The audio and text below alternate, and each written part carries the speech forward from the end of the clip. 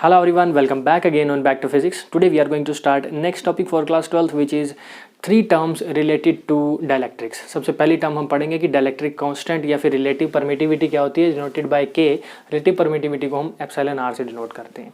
फिर हम समझेंगे कि पोलराइजेशन डेंसिटी क्या है, सिग्मा पी से इसको डिनोट कर देते हैं। और फिर समझेंगे हम कि इलेक्ट्रिकल ससेप्टिबिलिटी क्या है, काई से इसको डिनोट करते हैं, काई इसका सिंबल होता है। अभी तक हमने क्या पढ़ा है, हमने पढ़ा है कि डायलैक्ट्रिक्स क्या होती हैं। डायलैक्ट्रिक्स बिहेव करती हैं इंसुलेटर्स की तरह, ये इंसुलेटर की तरह होती है, बट डिफरेंस क्या होता है इंसुलेटर और डायलैक्ट्रिक्स में। डायलैक्ट्रिक्स को हम पोलराइज कर सकते हैं by applying an external electric field. Dielectrics पे जैसे ही हम एक्सटर्नल इलेक्ट्रिक फील्ड को अप्लाई करेंगे वो पोलराइज होना शुरू हो जाती है। पोलराइज मीन्स उसके एक साइड पर नेगेटिव चार्जेस इकट्ठा होने शुरू हो जाते हैं और दूसरे साइड पर पॉजिटिव चार्जेस, जिसकी वजह से वो पोलराइज हो जाती है। और जैसे ही वो पोलराइज होती है उसके अंदर एक इंड्यूस्ड इलेक्ट्रिक फील्ड जनरेट हो जाता है, जिसको हम electric field due to polarisation बोलते हैं, जिसकी डायरेक्शन किस डायरेक्शन में होती है, that is opposite to the direction of external electric field. अगर एक्सटर्नल इलेक्ट्रिक फील्ड की डायरेक्शन ये है तो जो इसके अंदर जनरेट होने वाला, इंड्यूस होने वाला जो इलेक्ट्रिक फील्ड होगा due to polarisation, that will be in the, क्या है, इसको कैसे समझे, this is the ratio of original electric field जो हम बाहर से अप्लाई कर रहे हैं external electric field to the ratio of net electric field, जो कि उसके अंदर नेट इलेक्ट्रिक फील्ड बचा है। सो के को अगर हम दिखाना चाहें कि क्या होता है इसकी value, so K will be equal to जो एक्सटर्नल इलेक्ट्रिक फील्ड हम अप्लाई कर रहे हैं that is E naught is external electric field upon जो इलेक्ट्रिक फील्ड नेट इसके अंदर बचा है, ठीक है ना, electric field due to polarization होने के बाद, that means E total electric field जो इसके अंदर बचा है, E net. So this is the ratio of external electric field to the resultant और नेट इलेक्ट्रिक फील्ड, ठीक है। और इनकी जो वैल्यूज अगर हम देखें तो ई नोट तो हमारे पास ई नोट ही है यहाँ पर। जो ई नेट है, ई नेट की वैल्यू कितनी आई हमारे पास, total electric field minus electric field due to polarisation, that means E naught minus E P electric field due to polarization. So this will be the value of के।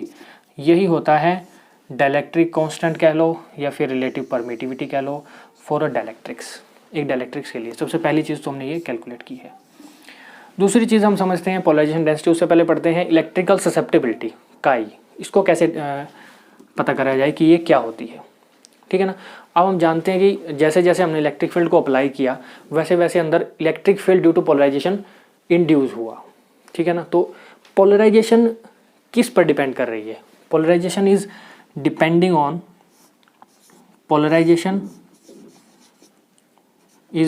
On electric field. Polarisation P is directly proportional to E, यानी जितना हम electric field लगाते जा रहे हैं उतना ही ज़्यादा हमारे पास पोलराइजेशन होगा, उतना ही ज़्यादा electric field due to polarisation induce होगा।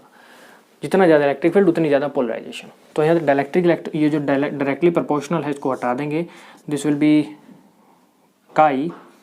इसकी जगह पे हमारे पास क्या आता है, जो कॉन्स्टेंट ऑफ प्रोपोर्शनैलिटी है, काई इंटू ई, ये बचता है। अब इस काई को डायमेंशन लेस बनाने के लिए यहाँ पर हम इसको एप्सिलॉन नोट को लिख देते हैं कई बार, ठीक है ना। एप्सिलॉन नोट इंट्रोड्यूस कराते हैं यहाँ पर, विच इम्प्लाइज जो ये P की वैल्यू आ गई, इतनी आ गई, यहाँ से काई निकल सकता है electrical susceptibility, chi will be equal to P upon E epsilon naught, ठीक है ना। This will the value of chi electrical susceptibility, ठीक है ना। अब हम समझते हैं पोलराइजेशन डेंसिटी क्या होती है। अब इसको समझने के लिए हम जानते हैं कि पोलराइजेशन क्या होती है। पोलराइजेशन डेंसिटी समझने के लिए हमें पोलराइजेशन का पता होना चाहिए। सो पोलराइजेशन क्या होती है ये हम पहले पढ़ चुके हैं। Polarisation is equal to, polarisation का फॉर्मूला होता है electric dipole moment which is denoted by P से इसको डिनोट करते हैं, ठीक है।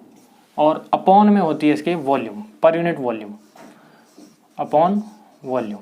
This is polarisation.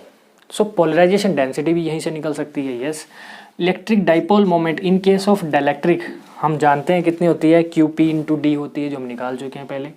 Dipole moment is QP into D, इतनी होती है। एंड अपॉन वॉल्यूम कितनी होगी इसकी डायलैक्ट्रिक की, वॉल्यूम कितनी होगी देखिए जरा, वॉल्यूम होती है एरिया इंटू डिस्टेंस। एरिया है इसका A एंड डिस्टेंस है बीच में D। So A into D will be volume, for this dielectric. So यहाँ से D से D कैंसिल हो जाएगा, क्या बचेगा सिर्फ QP upon A। which will be polarization density, or you can say sigma p. This will be sigma p, polarization density. These are the three terms related to dielectrics. यही 3 terms जो हमने पढ़नी थी अभी इस टॉपिक के अंदर. सो वो 3 टर्म्स ये हैं, बेसिक टर्म्स हैं. इसके बाद हम अलग से और रिलेशंस को डिराइव करेंगे नेक्स्ट वीडियोज़ में.